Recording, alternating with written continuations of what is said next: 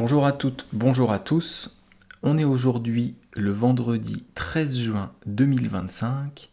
Et le vendredi 13, en France et dans beaucoup de pays du monde, c'est un jour un peu particulier. Pourquoi est-ce que c'est un jour un peu spécial? Le vendredi 13, c'est un jour de chance ou de malchance, de bonheur ou de malheur. Il y a beaucoup de personnes en France qui sont superstitieuses et donc qui vont aller jouer à des jeux de grattage afin de pouvoir gagner de l'argent facilement, ou plutôt d'en perdre et de donner de l'argent à l'État français. Mais ce n'est pas la question du jour. Aujourd'hui, en guise d'introduction, je voulais vous parler de films d'horreur. Pourquoi ? Parce qu'il y a une série de films d'horreur qui s'appelle justement Vendredi 13.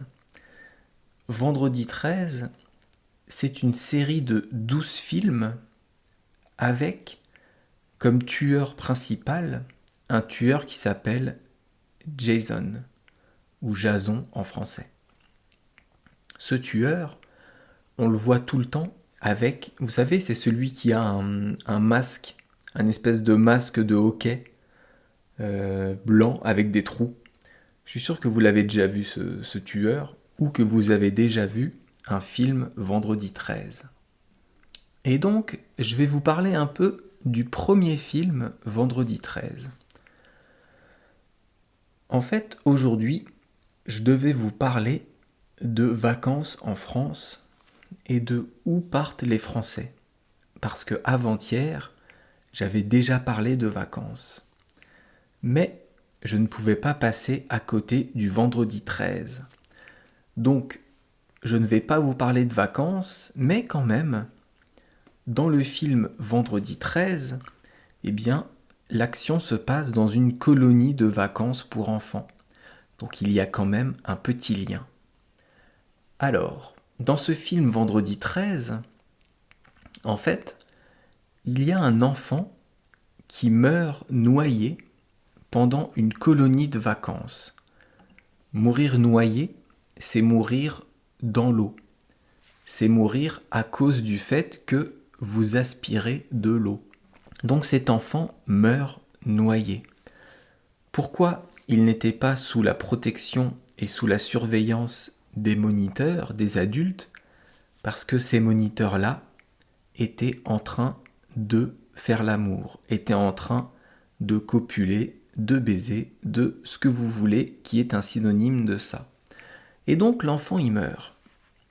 Des années après, la mère de cet enfant devient folle et commence à attaquer la colonie, commence à mettre le feu à la forêt, commence à empoisonner l'eau du lac. Elle s'en prend aux moniteurs, elle tue des jeunes, elle tue des adultes, elle tue pas mal de monde à l'endroit, au chalet de Crystal Lake. Mais il y a une fille qu'elle n'arrive pas à tuer. Et c'est cette fille qui tue la mère de ce petit garçon avec une machette. Une machette, c'est un très grand couteau qui est plutôt utilisé en Amérique du Sud, dans la jungle, afin de pouvoir se frayer un chemin. Et donc la mère de l'enfant est tuée par une fille. Mais en fait, l'enfant n'était pas mort noyé.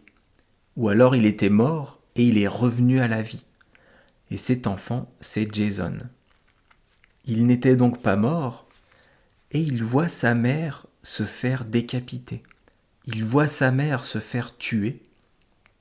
Donc il devient fou et il devient le tueur de Crystal Lake, le tueur des films Vendredi 13 qui s'appelle Jason.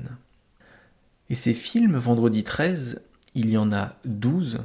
C'est con, ils auraient pu en faire 13, que ça matche avec Vendredi 13. Enfin bref. En fait, ces films, le premier est inspiré du film Halloween, qui est aussi un film d'horreur, Et dans ce film Halloween, le tueur s'appelle Michael Myers et il tue tous les ans à la soirée d'Halloween. Et vous avez beaucoup de films d'horreur comme ça qui existent. Il y a aussi Freddy Krueger avec Les Griffes de la Nuit et plus récemment tout un tas de films avec des exorcismes ou alors des films comme comment ça s'appelle ce film avec une poupée Annabelle, c'est ça? Je crois que c'est ça. Et je crois qu'il y a une suite où il y a un préquel à ce film-là. Enfin bref, il y a beaucoup de films d'horreur et moi personnellement, j'aime bien les films d'horreur. Ça fait un moment que je n'en ai pas regardé, mais j'aime bien regarder ce genre de film. Je me souviens avoir eu assez peur quand j'étais enfant, parce que j'avais vu justement un film Freddy, qui était je crois le premier ou le deuxième, et franchement j'étais enfant, j'avais eu très peur. Et ça, c'était notre petite introduction sur le vendredi 13 et les films d'horreur. En astuce de français du jour, donc pour notre deuxième partie, eh bien, je vais vous parler de l'heure. Je vais vous parler de comment on lit l'heure, ou plutôt, comment vous allez pouvoir donner l'heure en français. Il y a différentes règles à respecter, et donc je vais vous en parler maintenant. La règle générale, c'est qu'on donne, comme dans tous les pays d'ailleurs, je pense, d'abord les heures, puis les minutes. On peut dire il est 10h20. Donc 10h, 20 minutes. Vous pouvez soit donner l'heure en cours et les minutes écoulées, donc 10h45, ou vous pouvez aussi donner l'heure d'après, moins les minutes restantes, donc 11h moins le quart. Moins le quart, c'est le quart d'heure. Un quart d'heure, c'est 15 minutes. Donc vous pouvez dire 10h45 ou vous pouvez dire 11h moins le quart. Les deux fonctionnent. On peut dire aussi 10h40 ou 11h moins 20. Les deux marchent. Par contre, ce système ne marche que pour les heures qui sont déjà après 30 minutes. Les heures passées de 30 minutes. On ne peut pas dire, par exemple, 9h20 ou 10h moins 40. Ça ne marche pas. C'est que après 30 minutes. Donc ça peut être 10h moins 5, 10h moins 10, 10h moins le quart.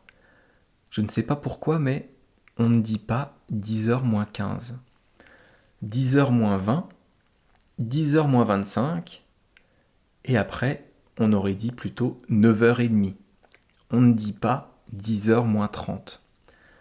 Ça, c'est une façon de donner l'heure. C'est une règle qu'il faut retenir pour pouvoir donner l'heure. Ensuite, ce qu'il faut savoir, c'est que pour les heures après midi, eh bien, on a deux façons de le dire. Si l'aiguille, la petite aiguille est sur le 3, vous pouvez dire il est 3 heures ou alors il est 15 heures. Les Américains diraient 3 p.m., les Anglais d'ailleurs.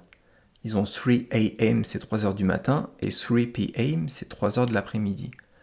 Eh bien nous, on a une différenciation, on a quelque chose de différent pour dire 3 heures du matin ou 3 heures de l'après-midi. 3 heures du matin, on dit 3 heures, et 3 heures de l'après-midi, on dit plutôt 15 heures. Mais vous pouvez aussi dire 3 heures. Si quelqu'un vous demande l'heure l'après-midi et que vous dites il est 3 heures, on se doute bien que ce n'est pas 3 heures du matin, c'est 3 heures de l'après-midi.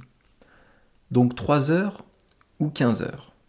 Si vous voulez rajouter des minutes, par exemple, si la grande aiguille est sur le 15, donc également sur le 3, au même endroit que la petite, vous pouvez dire il est 3h15. Vous pouvez aussi dire il est 15h15. Vous pouvez aussi dire il est 3h15. Par contre, on ne dit pas il est 15h15. Ça ne se dit pas. Il est 15h30, on ne le dit pas. On dit il est 3h30. Il est 15h30. Si vous dites 15h30, on va comprendre évidemment. Mais ce n'est pas naturel. C'est plus naturel de dire 3h30 ou 15h30. Et ça, c'est une règle, bien sûr, qui marche pour tout. 1 heure, c'est 13h. 2 heures, c'est 14h. 3 heures, c'est 15h. 4 heures, c'est 16h. 5 heures, c'est 17h. 6 heures, c'est 18h. 7 heures, c'est 19h. 8 heures, c'est 20h. 9 heures, c'est 21h.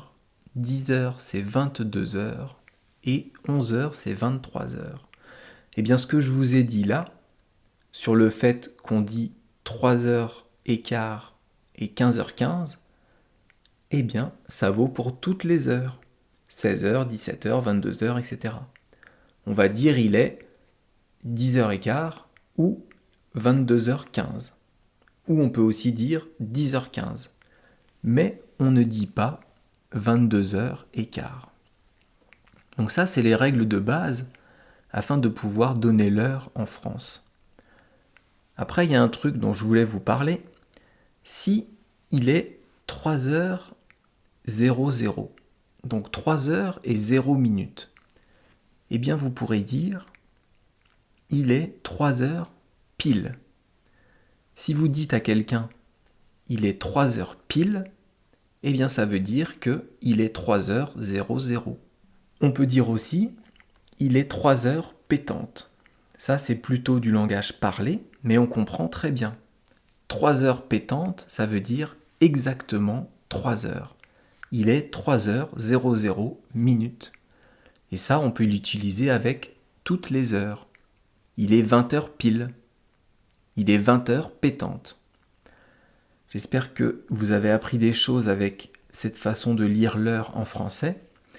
Et maintenant, on va passer à l'expression du jour qui est avoir une patte folle.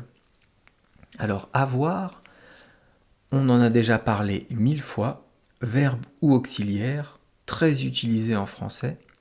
Et donc, on va continuer sur nos conjugaisons. On va le conjuguer au futur et à l'imparfait. Le verbe avoir au futur, ça donne... Eh bien, ça donne quoi? Est-ce que vous connaissez ce verbe au futur? Je vous laisse quelques secondes pour réfléchir. Tic, tac, tic, tac. Eh bien, avoir au futur, ça donne j'aurai, tu auras, il aura, nous aurons, vous aurez et ils auront. Et on va le faire à l'imparfait. Comme ça, vous aurez un temps du futur et un temps du passé. Avoir à l'imparfait, ça donne j'avais, tu avais, il avait, nous avions, vous aviez et ils avaient. Et donc on passe tout de suite maintenant au deuxième mot de l'expression. Une. Une, c'est le féminin de un. Et un, c'est un article indéfini. On a déjà parlé des articles dans un précédent podcast, donc je ne vais pas revenir dessus. Si vous voulez écouter ce podcast, eh bien cherchez-le, parce que je ne me souviens plus du numéro. Ah là là. Ensuite, dans l'expression du jour, avoir une patte folle, vous avez le mot patte. Une patte ici, il y a 2 T. Et donc, c'est la jambe d'un animal. Pour un humain, on dit une jambe. Et pour un animal, bon, pas tous les animaux, mais pour la majorité des animaux, on va dire une patte. Attention, en français, l'orthographe des mots est important. Ici, le mot patte a 2 T. Si le mot patte n'avait eu qu'un seul T, eh bien ça a une autre signification. Une pâte avec un seul T, ce sont les pâtes qu'on mange, les spaghettis, les coquillettes, les tortellini, les fusils, etc., etc. Ici, avec 2 T, eh bien c'est la jambe d'un animal, un membre d'un animal. Et folle, c'est le féminin de fou. Et quelqu'un de fou, c'est quelqu'un qui a perdu la tête. Quelqu'un qui va dire des choses qui n'ont pas de sens. Et donc, avoir une patte folle, c'est quoi ? Avoir une patte folle, en fait, c'est boiter. C'est avoir une boiterie. Et boiter, c'est marcher, mais d'une manière particulière. Les gens qui boitent, ce sont des gens qui vont marcher avec une démarche qui n'est pas comme tout le monde, parce qu'ils ont eu un accident à une jambe, ou parce qu'ils ont eu un problème de naissance, une maladie de naissance, comme la polio par exemple, eh bien, ça va donner une boiterie. Ça va donner 1 ou 2 pattes folles. Alors, cette expression, elle est plutôt à utiliser en rigolant, avec des amis. Vous n'allez pas voir quelqu'un dans la rue qui a un handicap et lui dire « Ah, vous avez une patte folle ». Ça va pas être bien pris, je pense. Donc attention à ça. Ça, c'est à utiliser en rigolant.